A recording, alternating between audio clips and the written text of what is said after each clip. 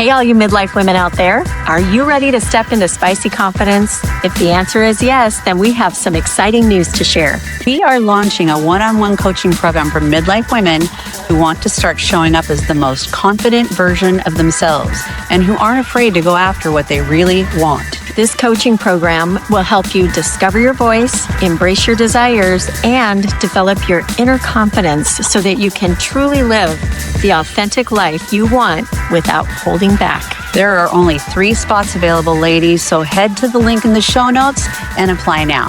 Now let's get into the episode. Hey, everybody. We are diving in today talking about what it means to be fully seen in midlife.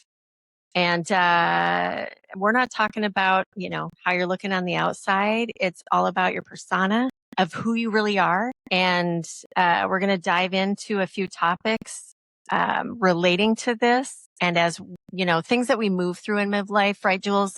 The stuff that we kind of we're putting on a show. I think a lot of the time as we're moving through different situations. What are some of those things? Do you think? Well, I think it's kind of beautiful and cool to think about being fully seen in midlife until you realize that people might discover that you have actually been super nice about a lot of things and organized and emotionally available and evolved when in reality you're a fucking hot mess and you're just putting on a good show. And didn't really give a shit. No. But we're putting on the good face, aren't we? Yeah. We all do it. We all do it. That's the funny part about it. Especially as women, though. Yeah. I think especially as women, because we are taking charge of so many things in life, whether it's family and the career, that's just the nature of who we are. And so there is going to be some persona that happens when it's really not what we're thinking or feeling on the inside. I mean, here's an example. Think about you're with a group of people. This happened to me last week when I was on a trip with my family. Everybody's like, where do you want to eat? What do you want? And I'm always like, you know what? I'm good. Whatever you guys want. But in reality, I really wanted Mexican food. Yeah. But I knew that one of the people in the group doesn't like Mexican food. And so I wanted to make everybody happy. Yeah. When I really just wanted Mexican food. But I didn't say that. Yeah. I got it the next day instead, Yeah. But you just say whatever you try to keep peace. Yeah. And in some circumstances, I think that is kind of the rise above it thing to do. But in others, it's kind of a thing where you just feel like, God damn it, I want my Mexican food. Question. Yeah.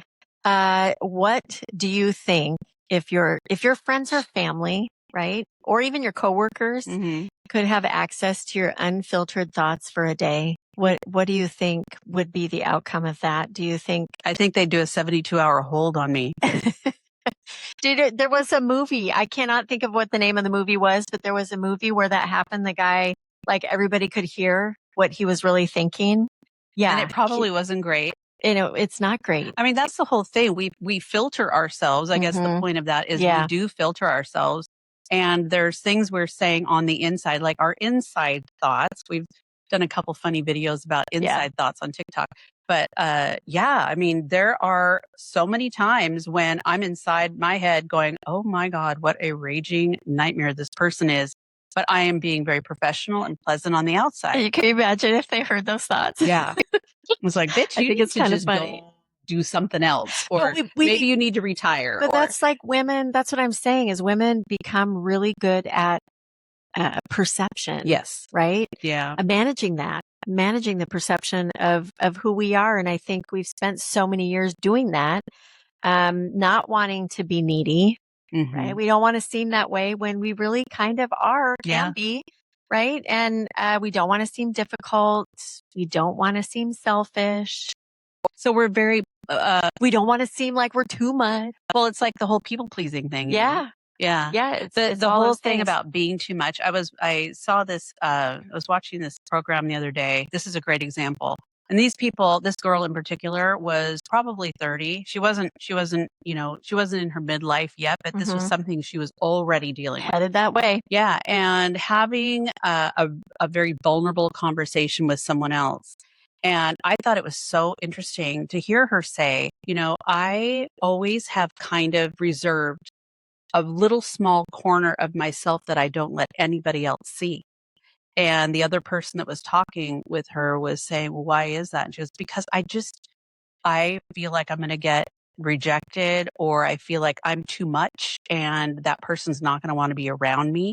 And it's like, those are the inside thoughts. I have those thoughts. I've certainly had those thoughts I think before. we probably all have that little corner. Yeah. And there are people who are just like, oh, she's too much for me or whatever. When you really kind of let your inner self out, or you let your voice out or whatever. But you know what? Maybe they're not your people. They're not the people that you really care about being around, nor do you care what they think. Yeah. And that's the kind of spicy truth about midlife, is that we are getting to the point where we're evolving past being concerned about what everybody else is thinking. And I think we temper what we choose to temper, or at least that's where I'm kind of becoming.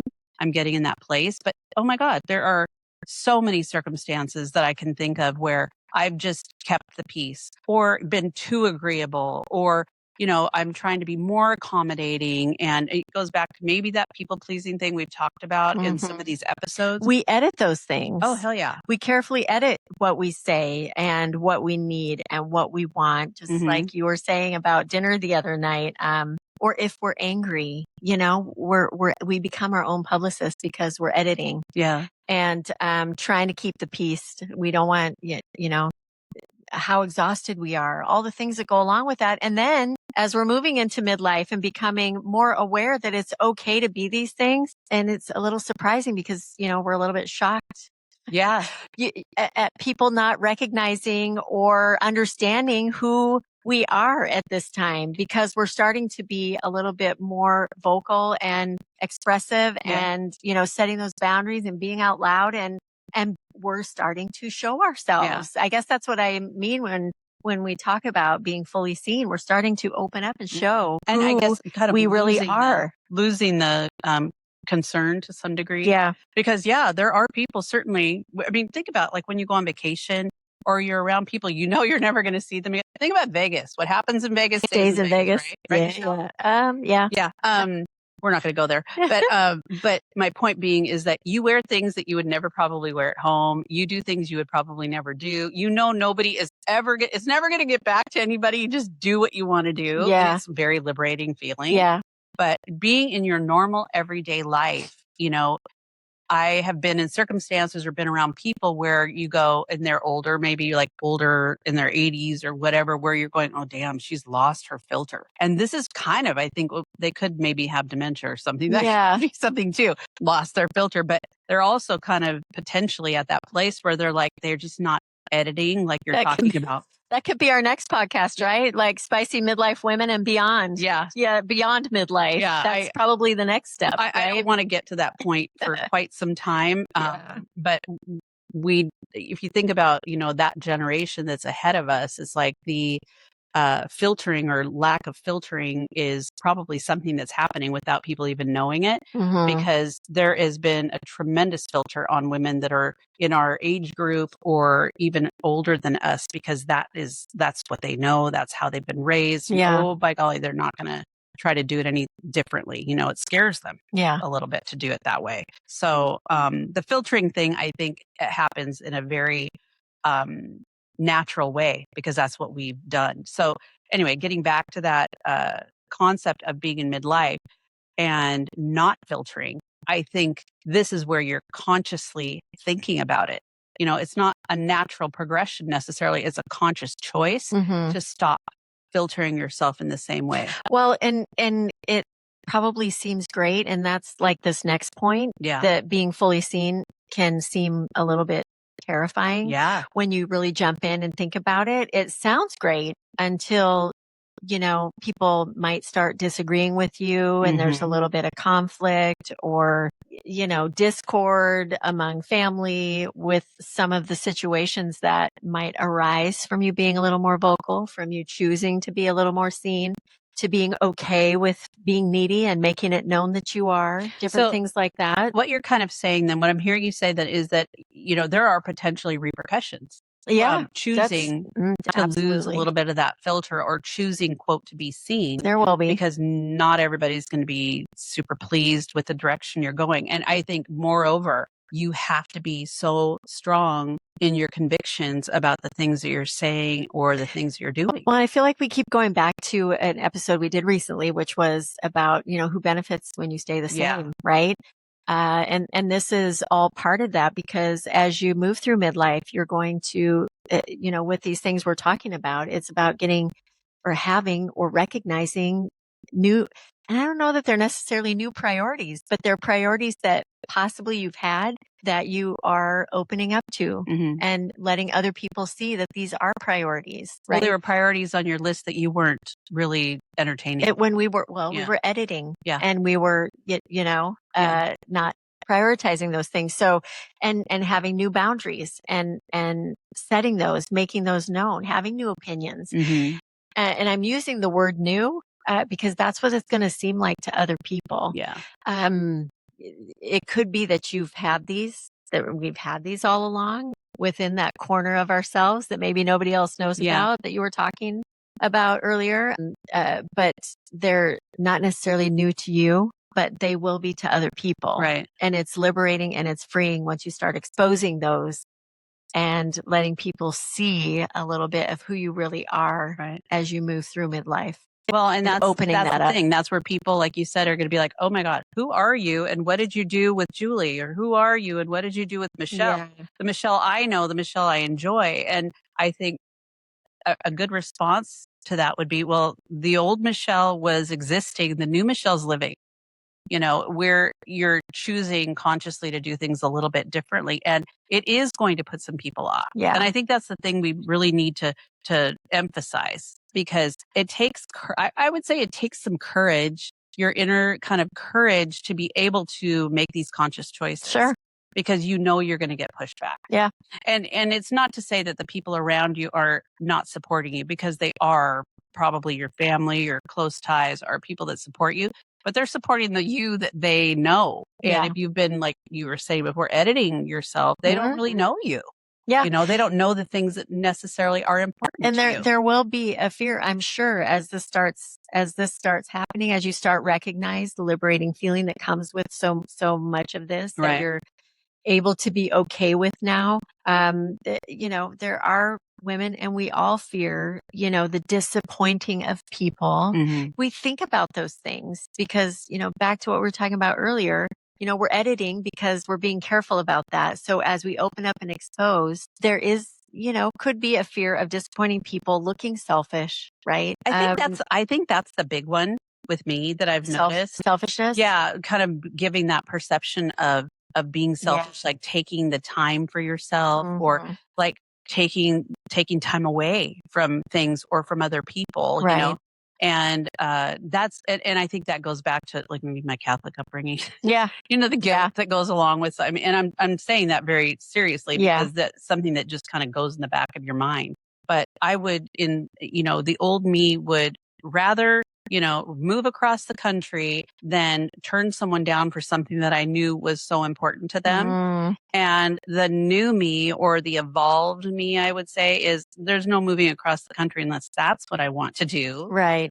I like that. Yeah, but I might find other ways to be able to solve the problem instead of it being so black and white. Yeah. It's not like we're saying, fuck everybody. We don't care what you think. We're going to do what we want to do. We're going to say what we want to say. There is a way of going about this and doing it. It's a process.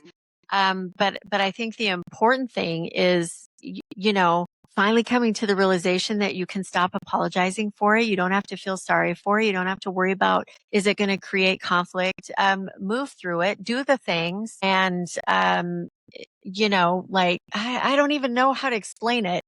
Cleaning up the clutter along the way and putting things away neatly and figuring it all out. It's like rearranging a room. It's, if that makes sense. I don't know if I'm making sense there, but, it's what we're doing with life. That's how I feel a lot of times in my life. I feel like I'm throwing mud up against the wall to see what sticks. Yeah. Some of the time. Not everyone is going to love the fully expressed version of you. Yeah. Because they're comfortable with, like I mentioned before, the you that they know. Yeah. But you also have to remember that those people that we're referring to are also people that have not evolved potentially, or even had a conversation with somebody or a thought about it, because they are just living their life the way that they've always lived it. Yeah. So, and you are that person too, unless you make the changes that put you in a position where you're living a happier life or you're living a more fulfilled life. Right. More complete, whatever that looks like for you, it's going to be different for everybody. So, I think the magic of midlife is just realizing that you don't have to freaking audition for anything anymore. Yeah. Unless you want to. Right. If you want to audition literally for a play, you can do that. But you don't have to audition to be in somebody's life or to be accepted or whatever. There's plenty of people that are not going to like you. Right. Believe me, I'm very much aware of that. There's people that I'm just not their cup of tea. Yeah. And then there's others that are my people. And I'm okay with the fact that I'm not going to be everybody's favorite person. Does it make me sad? Yes, of course it does, because they're missing out on so much. Okay, I'm just joking. Yeah, no, I'm not. It's okay. Like, say no. Yeah. Change your mind. Yeah. Have different dreams if that's what you want. Mm-hmm. A lot of things that we talk about on where we're at in midlife. Start a business. Wear the weird outfit, Michelle. Wear the weird outfit. Go to the event or don't go to the event. It's really whatever it is you want to do. Yeah.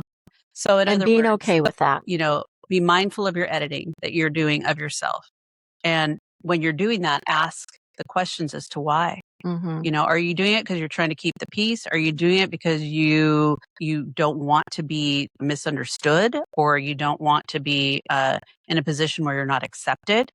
And there might be groups where you feel more so that way. I mean, I can think of, going back to before midlife, even when I was around people that I really liked, but we came from different backgrounds, and I found myself handling things differently when I was with them, or even using different language when I was with them, or things like that, because it was like it was a different environment. And then me going, that's so not me. Like, it was like I was exhausted when I came home. So those aren't my people. And that's what it took me a while to figure out. Yeah. I like these people, and they're not judging me necessarily, but I just don't feel like I fit in with their realm. We all do that. We're going to spend time with these people, these groups of people where, it is a circumstance like that. But are we going to spend a majority of our time with those folks? Probably not. That's the thing too, is I know I'm more aware of who I have in my surroundings, who I have in my circles, who I have in my house, and who I don't have in my house. Right. Okay. Let me ask you this then. If there was something that you could do where you feel like you would stop worrying about everyone else, what they're thinking, what they're doing, what they, the perception of you, whatever. Is there anything that you would do differently or that you would want to do? If I didn't have to worry about what people were thinking? Yeah. Right now, I can honestly say I don't know.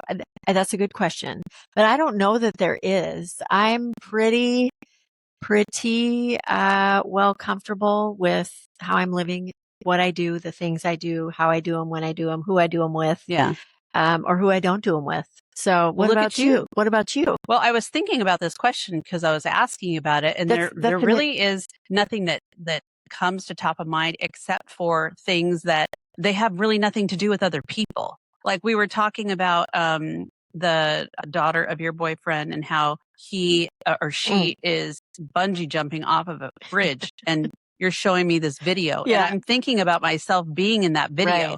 And this is a great example because I'm like, if I did that, I think my kids would commit me. I swear to God, they would be like, what the fuck are you doing? But your kids do that about some of the things you do already, Julie, right? They're like, there she goes. There she goes. She's getting another tattoo. Which is really kind of great when think about what you just said. Mm-hmm. You can joke about it because they probably would just say all those things, but they do that already with some of the stuff that you do. And how great is it that you can live your life? Let's just kind of go to the end here, being fully seen like that. Isn't it great? Okay, so here's the thing. They think you're crazy, some of the things, but you do it anyway. Yeah, like because my it's license who plate you starts are. with CRA. Yeah. What? My license plate. I was just I saw that the other day. I was like, it says CRA to start. I love that. Cray. Yeah. I'm really not crazy, you guys. I'm just a little out there sometimes. But anyway, going back to that example, I'm thinking about me being on the bridge and jumping and thinking about them going, are you effing crazy, and I would do it anyway. Yeah. So it's like, I would definitely think about the things that would make me pause. Okay, there's some things that I probably do. Okay. Like, now that we're talking about this. Like, use beef tallow on your décolleté. God, women, I'm telling you, this woman knows all of her beauty secrets. Yeah. She's going to share them all, but it's like, I think that they would be like, oh my God, it's like, we'll pick you up off the pavement, you know? Yeah. But, and they wouldn't do it. They're scaredy cats. They wouldn't do it, but that's them, you know? It's like, that's totally them, but they would look at me and just go, Mom, there she goes again. Yeah. You know? They just worry about you. Yeah, they worry. Yeah. They worry. Yeah. They worry about me dating. They worry about me being in a house where the windows are on the main level. And I'm just like, that's all part of midlife too. In Harlow, they're having grown children that worry about their mom. Yeah. Yeah. Whatever. And I was like, they need to stop. We love it. Yeah. They really need to stop. My boys don't really worry about me. Yeah. These guys worry way too much. So maybe I've given them pause to do that. I don't know. Yeah. Totally a side note. But anyway, getting back to all of this. But I love that. I think that's so great. Like what you just said is really, I think one of the best things that we just have talked about in this episode. And that is being at a place where you can fully be seen with the choices that you're making and being okay with the choices that you're making, regardless of what some of the opinions might be that are surrounding you from other people in your life. But that's really some of the stuff that people love us the most for. Really, when it comes down to it, it really is. We'll get into this a little more when we get into our episode about dating younger people, because there was a lot of comments from my children about that. That's a whole nother one. That's a whole other episode. Yeah. So ladies, being fully seen in midlife, it's liberating, it's freeing, it's fun, and it's freaking what you need to do. So go do it. Yeah, go do it. And go check us out on all the socials. Yeah.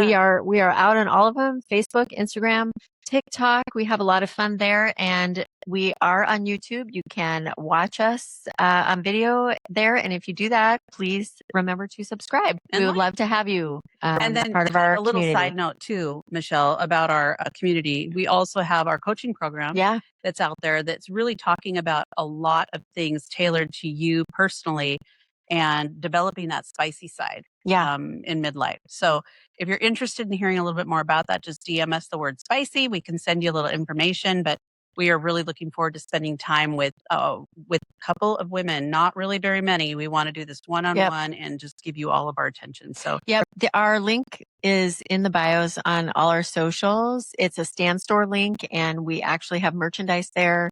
The coaching program information is there. The link to our podcast is there. So that's definitely something for you to check out. We appreciate all of you. We love our Midlife Spicy community. And until next week, Jules. I'm going to be spicy. I don't know about you. I'm going to stay spicy. Yeah. All righty. All right. Peace out, people. Bye. Bye.